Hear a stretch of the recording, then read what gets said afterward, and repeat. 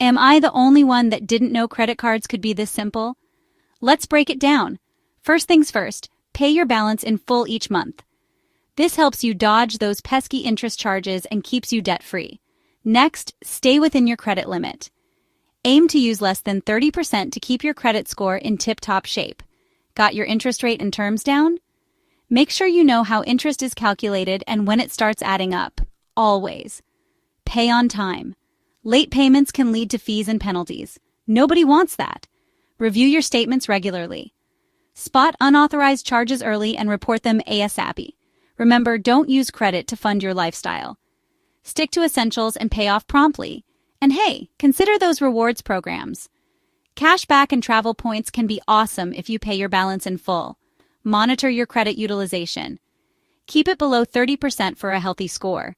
Finally, avoid cash advances. They come with high fees and interest rates.